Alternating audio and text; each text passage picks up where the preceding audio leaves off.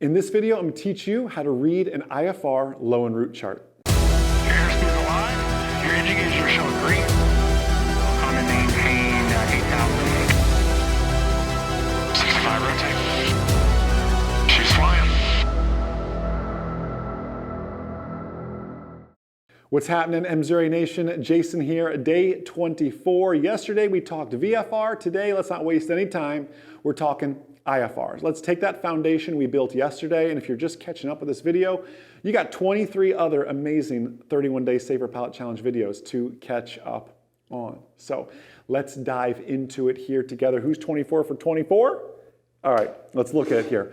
Now, did I not just spend all day yesterday telling you, oh yeah, class deltas like Ocala, blue dashed lines. Wait, where's that blue dash? Let me just double check, right? Where's that blue dashed line? Right? Oh, there's my blue dashed line on a VFR sectional chart, but IFR. Huh. Well, let's look at the other airspace we looked at. Didn't we look at Daytona? Wait, Jason just told me that a blue dashed line is delta. Yeah, it is on a sectional chart. A blue segmented line, because they're different dashes, lengths, is class Charlie on a low en route chart. Thank you for that, FAA. That's not confusing at all because it's solid magenta on a VFR chart. Let's go look at the Bravo.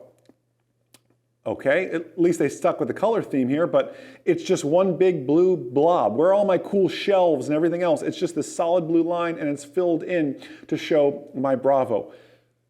Can we all just put in the chat, thank you, FAA, for making my mind just blown. You know, I remember when I had just become a private pilot, I was so excited. I didn't waste any time. I dove right into instrument. My instructor handed me a low en route chart. I said, wait, there's different charts? I just spent how many months learning this silly chart, and now there's new charts, and the things that meant something on this chart don't mean the same thing on this chart? Thank you, FAA. We mean it. We love you. So back to the lesson though, everything's a little different. Why though? We got to think, in the IFR environment, if I'm going through this Bravo, yes, I need to get cleared through this Bravo, but the shelves and everything else don't matter as much to me. The shelves of all of this don't really matter because I know it's Bravo. I need to get cleared on through this Bravo. Anyways, I know this is Charlie. I'm talking to somebody no matter what.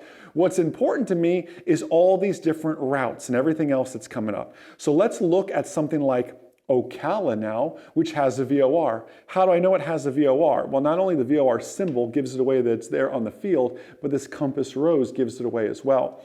To give you another example of a VOR not on the field, we can go a little bit north to Cross City.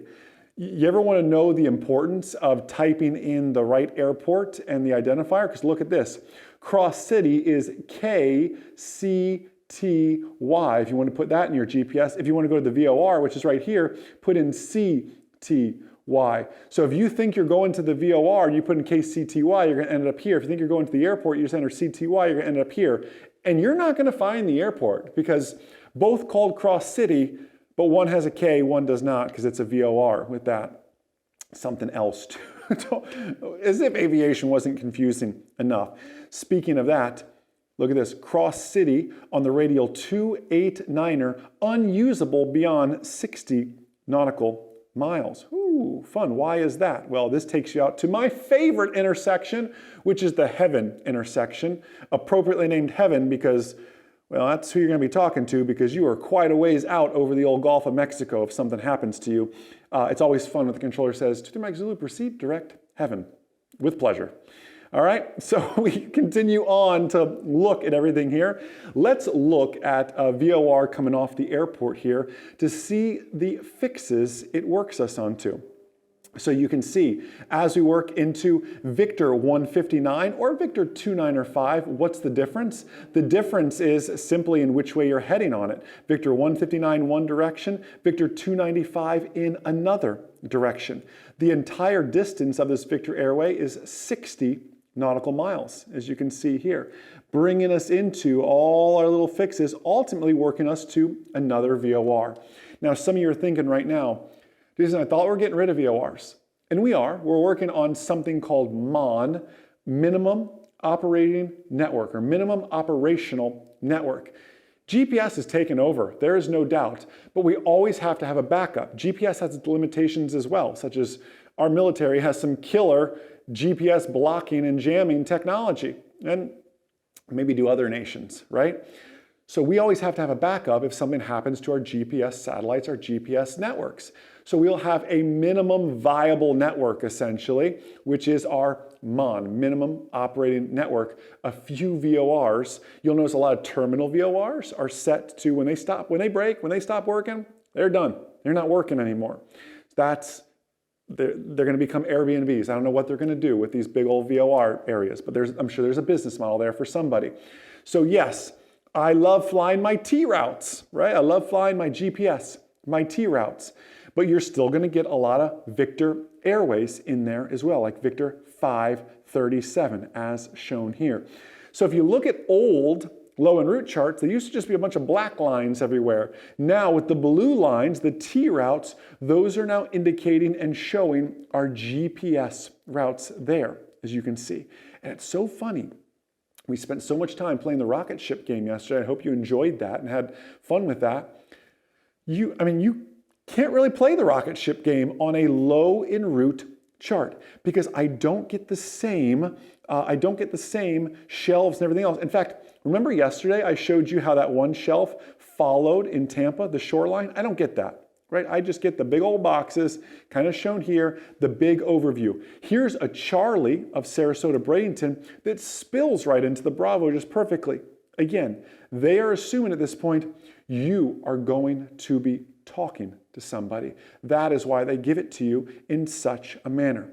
But you can see where our Victor Airways, our highways in the sky really all converge. They still converge all around our VORs and our intersections. And again, I don't know who is in charge of naming these intersections. They have some awfully silly names there. One more thing to point out. You know, in our VFR sectional chart, I'll go back to it, our MOAs, hash marks, a hashed or dashed magenta line. Our restricted airspace, that same hashed, dashed blue line. Well, you want to be confused again? IFR low en route chart, they kept the blue for restricted airspace, but brown? Brown is what they chose for MOAs. Again, as if there wasn't enough to know in aviation, when you switch from charts to charts, they mix it up on you again. Can I tell you the honest, real world truth? I bounce between both charts still. Thankfully, our electronic flight bags, our iPads, our tablets make that so easy. But I can tell you, with Magda as my witness, I can be on a IFR flight plan, and 9 times out of 10, my moving map on my iPad is probably on a VFR sectional chart. It's the rare times I need to look up a fix, and most of the times I'm looking up those weird fixes. Didn't we just practice on Varzi on day 10 for the practicing IFR clearances? I'm doing that on the Avidyne. I'm doing that on the Garmin anyways. I'll punch it into ForeFlight and it'll pull it up and it'll still show me Varzi overlaid on a VFR sectional chart. Very, very rarely do I bounce my low en route chart and go, okay, where is Varzi? And try to find it all that way. I have my approach plates and I'll overlay my approach plates on a VFR sectional chart sometimes. So here's my question for you. How do you fly?